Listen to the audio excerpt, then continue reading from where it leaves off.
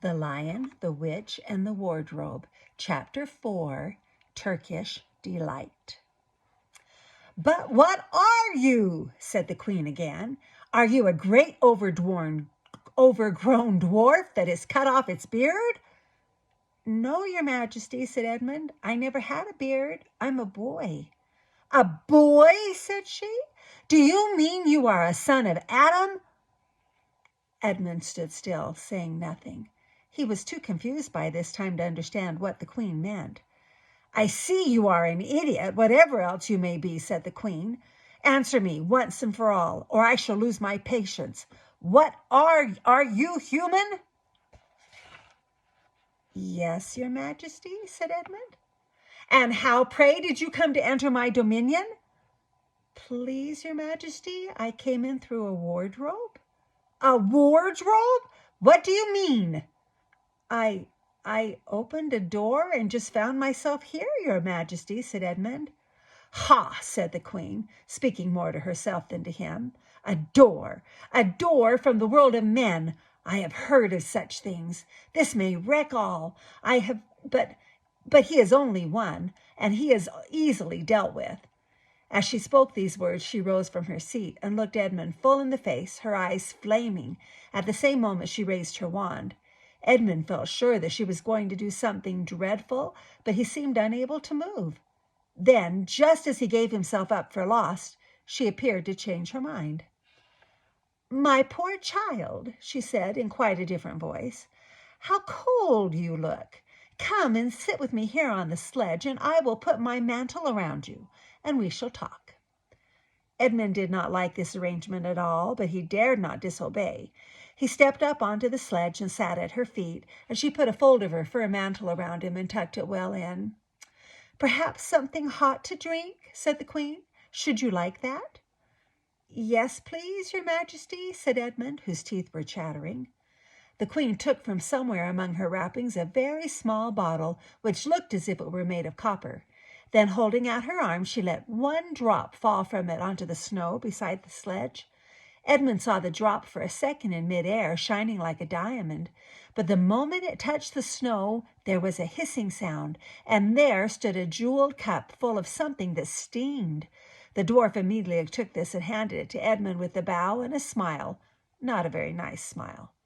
Edmund felt much better as he began to sip the hot drink.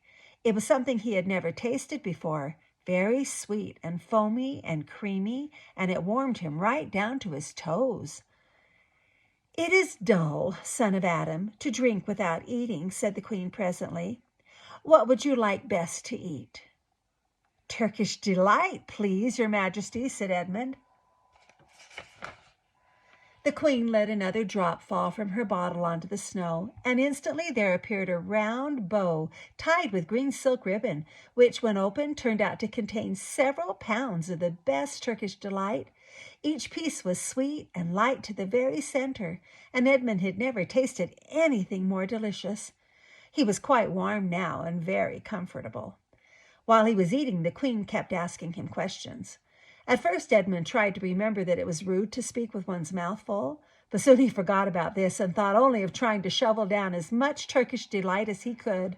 And the more he ate, the more he wanted to eat, and he never asked himself why the queen should be so inquisitive. She got him to tell her that he had one brother and two sisters, and that one of his sisters had already been in Narnia and had met a fawn there, and that no one except himself and his brother and his sisters knew anything about Narnia. She seemed especially interested in the fact that there were 4 of them, and kept on coming back to it. "You are sure there are just 4 of you?" she asked. "2 sons of Adam, 2 daughters of Eve, neither more nor less?" And Edmund, with his mouth full of Turkish Delight, kept on saying, "Yes, I told you that before," and forgetting to call her your majesty. But she didn't seem to mind now. At last the Turkish Delight was all finished, and Edmund was looking very hard at the empty box and wishing that she would ask him whether he would like some more. Probably the queen knew quite well what he was thinking, for she knew, though Edmund did not, that this was enchanted Turkish Delight, and that anyone who had once tasted it would want more and more of it, and would even, if they were allowed, go on eating it till they killed themselves. But she did not offer him any more. Instead, she said to him, "Son of Adam, I should so much like to see your brothers and your 2 sisters. Will you bring them to me?" "I'll try," said Edmund, still looking at the empty box. "Because if you did come again, bringing them with you, of course, I'd be able to give you some more Turkish delight. I can't do it now. The magic will only work once. In my house, it would be another matter." "Why can't we go to your house now?" said Edmund. When he had first got onto the sledge, he had been afraid that she might drive away with him to some unknown place from which he would never be able to get back. But he had quite forgotten about that fear now. "It is a lovely place, my house," said the Queen. "I am sure you would like it. There are whole rooms full of Turkish delight, and what's more, I have no children of my own. I want a nice boy whom I could bring up as a prince, and who would be king of Narnia when I am gone. While he was prince, he would wear a gold crown and eat Turkish delight all day long, and you are much the cleverest and handsomest young man I have ever met.